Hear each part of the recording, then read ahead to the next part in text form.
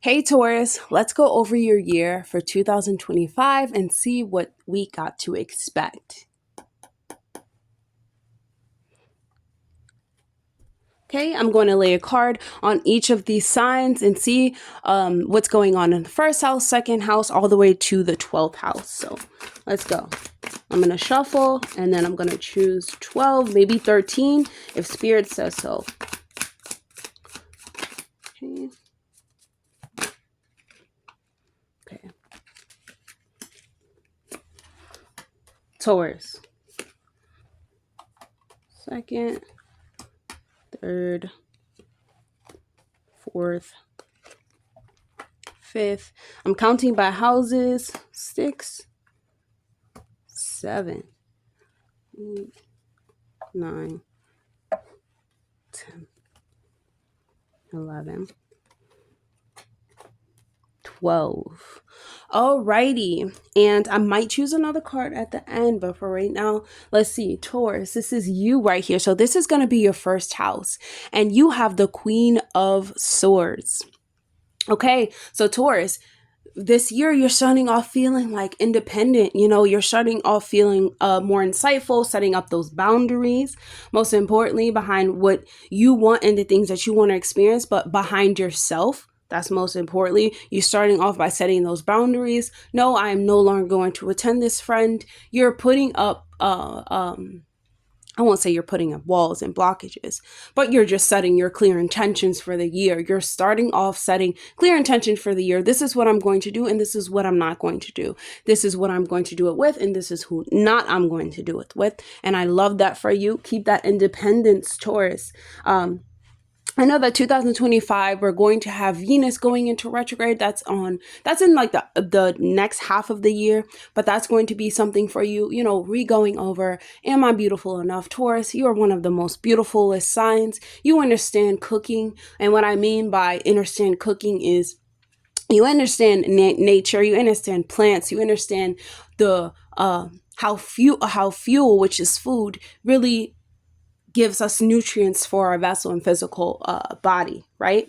And so for the second house, this is your sense of self-worth. This is your sense of your income, and this is you. This is your house, okay? And for this house, we have Taurus right here.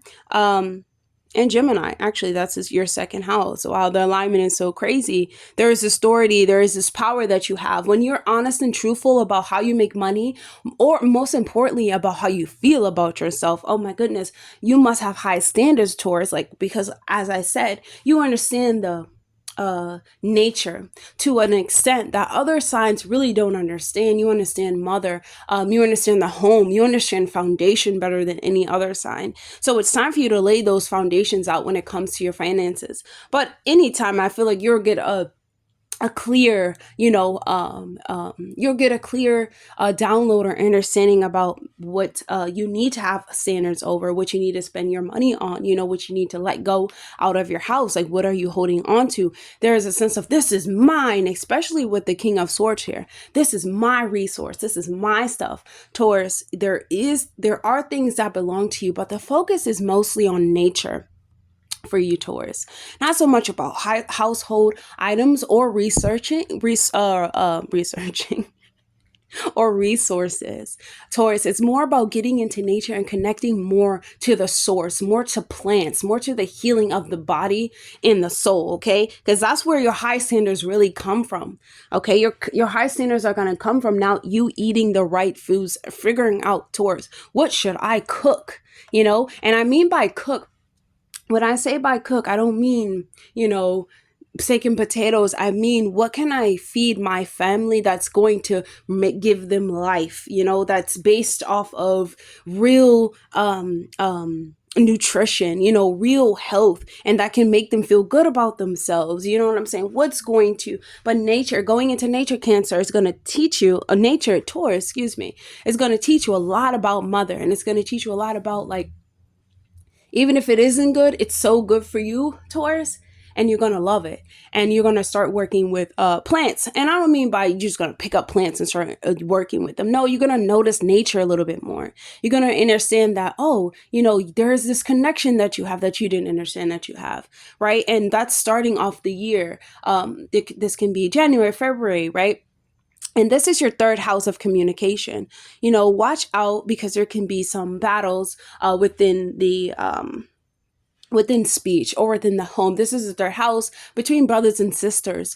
And the only reason why is because Mars is your 12th house ruler, and it's going into your third, actually, what am I talking about? It's going into your third house. It's going to be retrograde in your third house and retrograde in your fourth house. But when it does go into your third house, there is a sense of aggression towards your, siblings, almost like conflict. Like, I need to battle them and I need to defeat them. But because this is the five of swords, you are ruled by Venus, Taurus. Always put your little seeds of sunshine on it. Understand that these things are temporary. Arguing with them, is it really going to get you anywhere? And probably no. It's probably see this big no right here. Definitely set those boundaries, because, this is the first house. First house is sextiling the first house. The third house is sextiling the first house. This means that these battles, they may come from you now asserting your independence, right? You now understanding that my boundaries are clear. Why are you not hearing me? Like, your boundaries are clear, and they may cause some friction within your brothers and sisters, within your aunts and uncles, in the home, in your community. But guess what? There's no way you cannot battle someone else's boundaries. You know what you do? You disappear towards you get out of there, right? And so the fourth house, let's see what we got going on for the fourth is going to be in Leo. And so there's going to be this rapid change for you, Taurus, okay? This can be within the home, a sudden move, a sudden realization about your home, about your ancestry, about where you come from, about a tradition.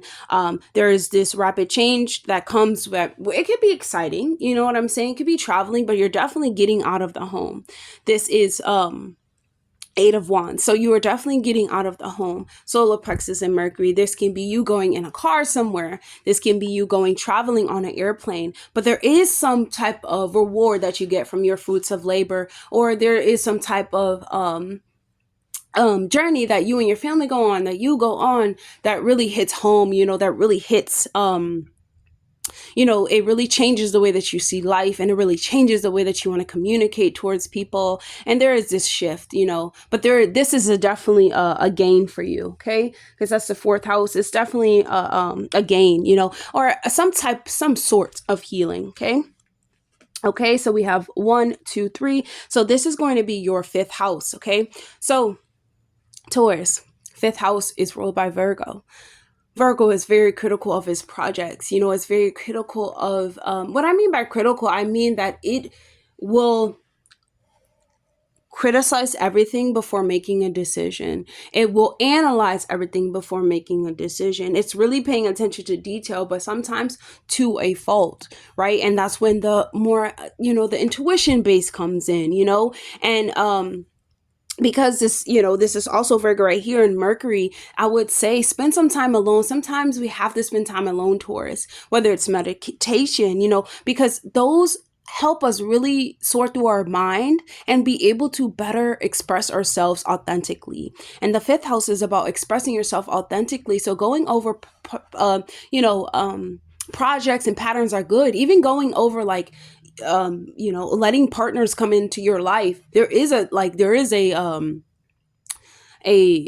application, right? There's an application to get to me, but also that let's, self-reflect, there is guidance that we must seek. The Most High, you know what I'm saying? We must seek our heart space, because this is the fifth house. We must understand that our heart is moving. Our heart wants to be loved and love and things of that nature. But there is some type of message that comes to you, because we're talking about the fifth house or Mercury of confidence, it's something that you find within your solitude and your time away from people. You're finding out a lot about yourself, a lot about your enlightenment, a lot about in the way that it's express, like you express yourself, a lot about your health, a lot about what things that people want from you and need from you. And I do feel like this one is going to be powerful for you because this is you spending time getting to know what it is that truly keeps you from expressing yourself authentically. And so this is funny now because we're in the 6th house, and your 6th house is Libra, and it's ruled by the sun. Well, the 5th house is ruled by the sun, and we just came from there. But right now we have the sun within your 6th house. Honestly, that tells me most importantly, please pay attention to your heart health.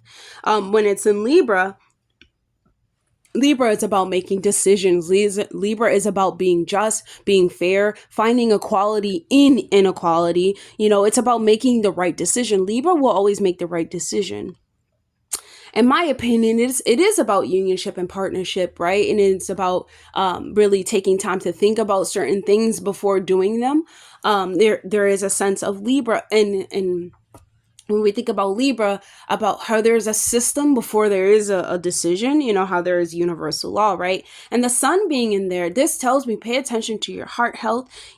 There can be a sense of happiness that comes from your health. There can be a sense of happiness that comes from a situation at work where you're like, I'm finally getting, or they're finally getting what they deserve. I'm finally getting the truth behind something because, Libra is about the truth. So there is this truth, that comes in work, that comes to the body, that comes to the mind, where the 6th house is a house of health, but the sun being in the 6th house, there is a need to pay attention to your health, to pay attention to who you are. Don't let your ego just say, oh, wow, my leg hurt, but, after like a year, your leg is still hurting. You've done nothing about it. You didn't change your food. You didn't change the way, that you worked on it. You never worked on it. You never paid attention to it.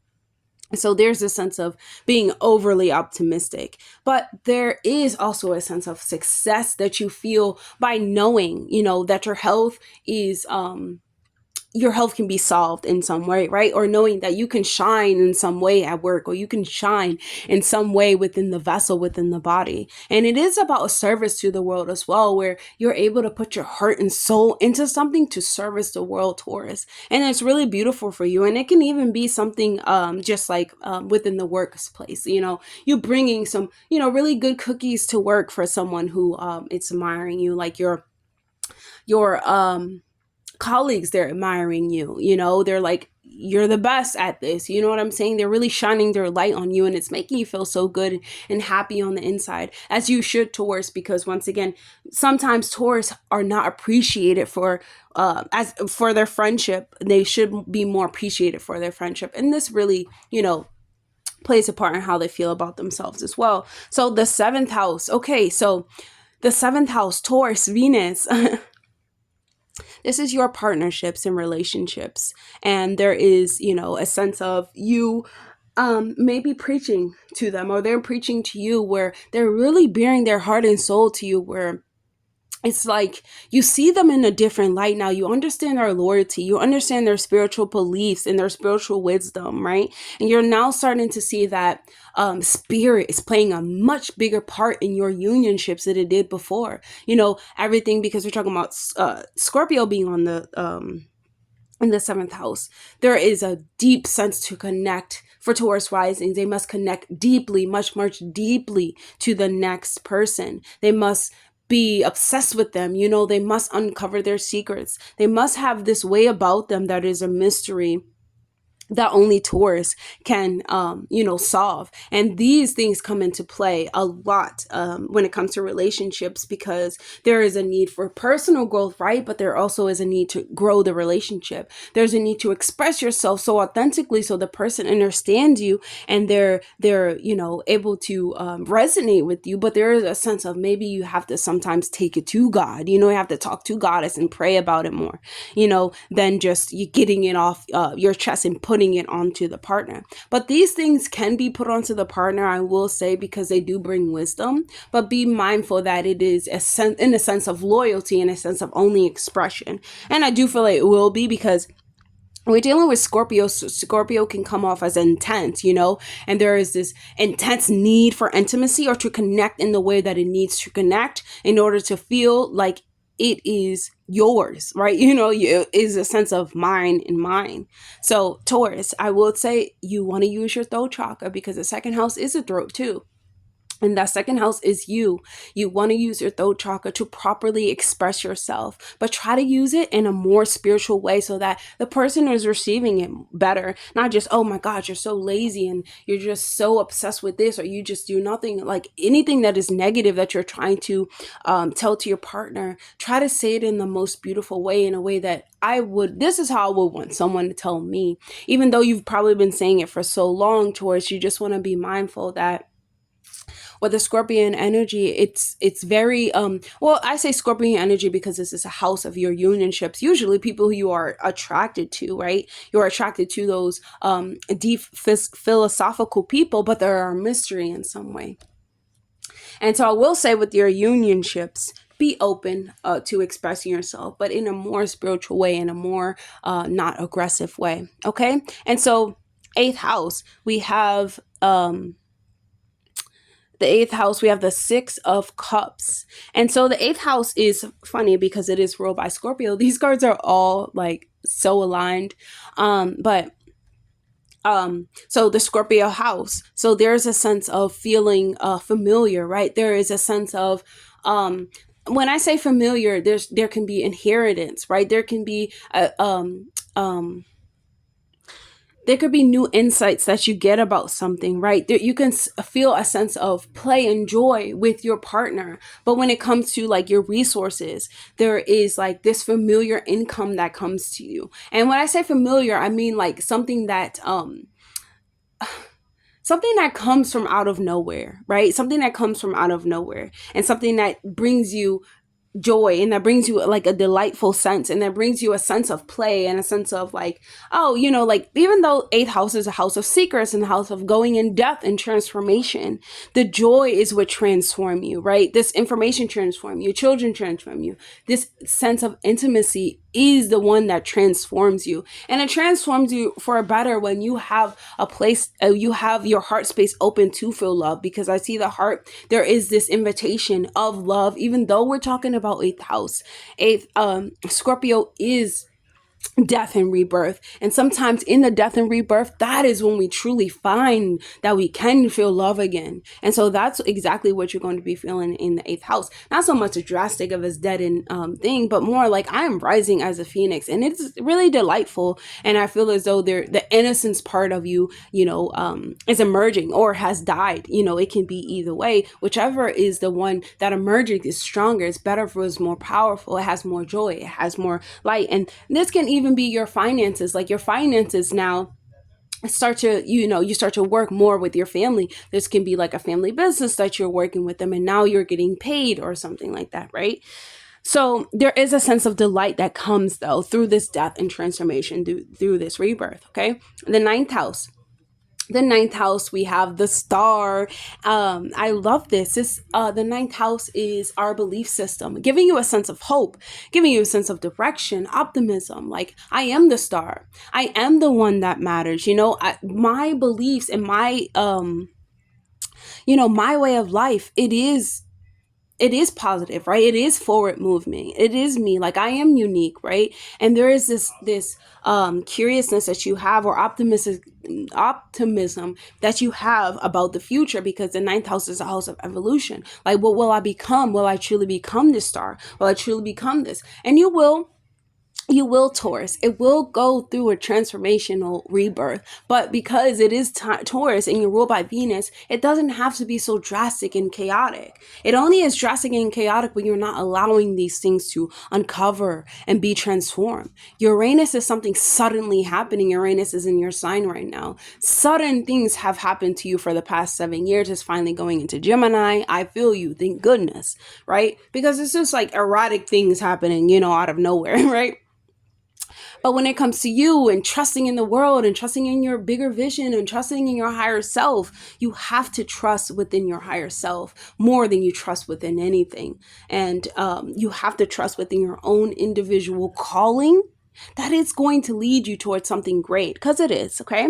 And then we have the 10th house, okay? So the 10th house is your life path, your life direction, okay? And there is this sense of maybe you want to move on from the life that you have chosen, right? Maybe you want to walk away and you want to let go of things that no longer, that you feel like, no longer serve your highest life path, right? They no longer serve, maybe like your partners, not partners at work, maybe you're like your boss at work. You're like, oh, I don't want to work here anymore. I don't like this. I can just walk away from this. I don't really need to be in this. This is the eight of cups. Like, I don't really need to be in this, right? But this is Saturn, and this Saturn in Pisces. So it's like, okay, Taurus, what are you gonna do? You have the choice to do something with yourself. Maybe you're leaving a job and becoming your truest self. Now you're using that authentic expression to forge a new life path for yourself. And Taurus, if you are unhappy in your life path, know that love is God. And if what you're feeling is not love or God, it is not for you. This is why we like to feel happy and we like to feel at bliss, because we're feeling the presence of Goddess and God within us. And that's where it exists. So in letting go of the things that bring that shifts our focus to heartbreak, that shifts our focus to people treating us like crap, and you having to no, thank you. You understand? I understand my power, understand my nature. And I feel as though Saturn is like, I'm going to teach you about your self-worth so that you know that you can have any freaking job that you want or any life path that you want. But there is a direction that you must go, because Saturn rules the 10th. So there is a direction, there is a plan that's going to bring you long-term success. You're going to be extremely happy about that, because you understand about, because earth signs understand about like planting the pieces. So your 11th house, this is great because it's teamwork, and the 11th house is groups. It's working with other people. It is about humanity. Is your long-term success, your long-term goals and wishes finally coming true. It's a house of your elder sibling. So that maybe you need to work with your elder sibling. Maybe you need to work with your family.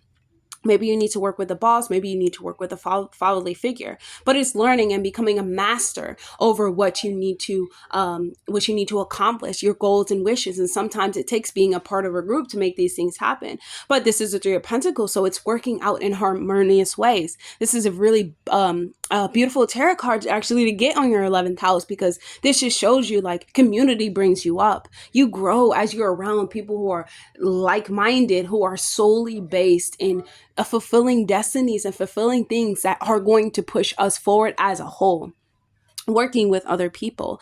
And because it's in Pisces, right? There is a sense of bringing the spiritual nature to this group, to this environment, right? And so that's beautiful. So let's see, the 12th house, okay? The 12th house, your 12th house is in Aries, as I said, and there is a sense of feeling powerless. There is a sense of feeling unproductive, like the victim mentality, like you're not doing enough. This is said in the Pisces energy. Sometimes Taurus, when things don't happen as fast as we hope them to, we get stuck in a dilemma, and also be careful, because, the 12th house is about like feeling helpless. It is about being in prison, because it's this house of prisons and hospitals. And, Jupiter and Gemini, Jupiter is in Gemini right now. So I always spend my time focusing on what can I learn, who can I talk to, and where can I grow my social endeavors. But just know that it may not happen as fast as you want, right? It may feel restricted. It may feel like, oh my God, I'm unprotected. I'm not doing enough. They're not saying enough. They're not going back to me. 12th house is a very, it's an intangible thing. It's something that is internal. So you do not look for outside recognition to feel power. That will always leave you powerless, because we cannot expect other people to constantly build us up. Even though they admire us, they tell us you're doing a good job. You're great. You're so smart. We have to tell ourselves that. And I feel as though that's the practice with the 12th house. You're telling yourself, I do have power. I am productive. I can get help. And the thing is, your spirit guides are like, help, like, this is the 12th house. We'll help you. You know what I'm saying? We'll help you. Ask us. Call on us. Call on your spirit guides. Like, people like to pray and stuff. Like, you don't understand. Like, when you're praying and you're saying these things constantly, you're actually talking to your spirit guides. You're talking to your ancestors. Tell them to talk back to you. If you do not have communication with them, it's your fault. And it's up to you to get,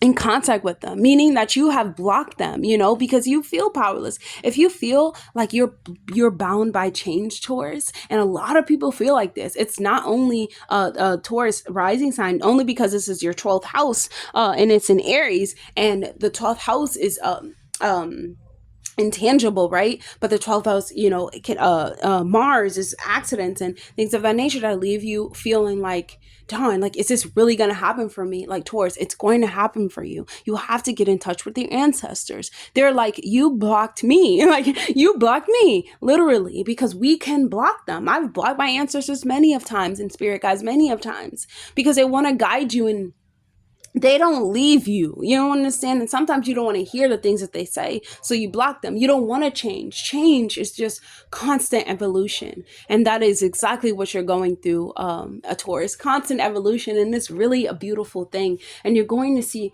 how the power you possess really it holds within your subconscious, and rearranging that, the power can emerge outwards, and you feel a sense of independence, and you feel a sense of power, because you have power, Taurus. And as I said, your power will come from nature.